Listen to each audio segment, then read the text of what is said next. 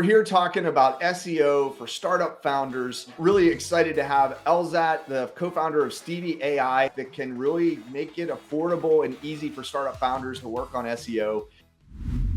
Elzat, I've heard you talk about the 5 secrets every startup founder should know about SEO if they want to really have a successful website. Why don't we walk me through those? SEO is a tedious process, and there's a lot of things to take into consideration outside of just doing the work. And some of the things you should avoid is just avoid visionary and vague words. I understand the need for I'm doing big things and this is the result I'm going to bring, and I understand that drive. When it comes to SEO, Google doesn't necessarily understand what your visionary words mean. You can't just put think different on Apple, and then Google probably wouldn't realize think different means you're selling an iPhone. So use more specific words, and address the value that you provide with as short of a sentence as possible, especially when it comes to your landing pages, your title tags, so that you can place your keywords there while getting the customers to understand what your product does. So your ideal customers will go into your website. Google will refer you more to your customers. Number 2 is focus on providing value for your customer. I know you heard this a lot, but this comes true when you are doing SEO as well. When you're looking to do SEO, which means writing contents based on the keywords that you find, it is very much possible that you will want to write a bunch of contents and then just stuff a bunch of keywords in there. Hopefully you'll rank. Google does not like that, especially recently with the AI. They decided to crack down on everything that stuffs keywords in there. And then you will hear a lot of word counts. You have to meet certain word counts to start to rank. That was abolished recently, and Google decided to go more on the Instagram route of how user engagement looks like and how long people are staying on website.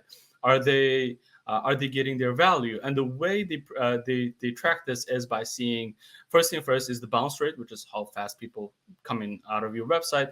If they stay longer, they start scrolling, they click on other links, you're good. Google's gonna love it.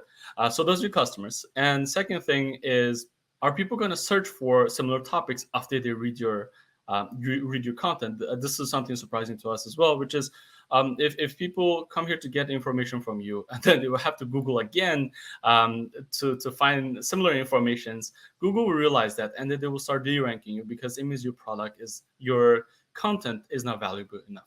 So focus less on stuffing keywords and focus on 1 or 2 keywords, and then just provide as much value as possible for the area of expertise that you might provide. And 3 is organized website. Make sure that your website is clean and organized and easy to read and navigate. Again, Google will take a look at how users would interact with your website, which is called user signal. And if the user gets lost and they don't click on anything and they don't read anything and they're completely lost in there, that will hurt your website a lot. And there are a lot of websites that are that just crammed a bunch of information in there. So try to avoid that. Use clean, if you're using templates, use clean templates that have space and images and places to put videos. And for all of that, each section would have this value piece of information you provide to the customers. So make sure your website is clean. That affects SEO a lot as well. And then the 4th thing is leverage your competitors when it comes to SEO, especially for small businesses when you first get started. They have been in the industry slightly longer than you have maybe, and then try to learn what they are doing and how they have grown to get the traffic that they do right now. And there are some SEO tools, including Stevie, that has something called Keyword Gap, where you will be able to find the keywords that your competitors ranking on, and then based off of that, you find a good keywords that resonates with your product or some ideas that you might have, and then generate some content ideas. And then after that, write a blog about it. That's kind of where you start. That's the best place to start, which is leverage off of your competitors' current success. And the last one is use comparisons, like one brand versus another, or your brand versus theirs, and or lists, top 5, like Watch Mojo type of things, right? Top 5 things that you need to work on to increase your productivity, or 5 white shirts that you need to wear to match with certain pants, right? So whatever, depends on what you're selling, the lists and suggestions are the best place for you to get customers, because they're engaging. They help users to make better decisions.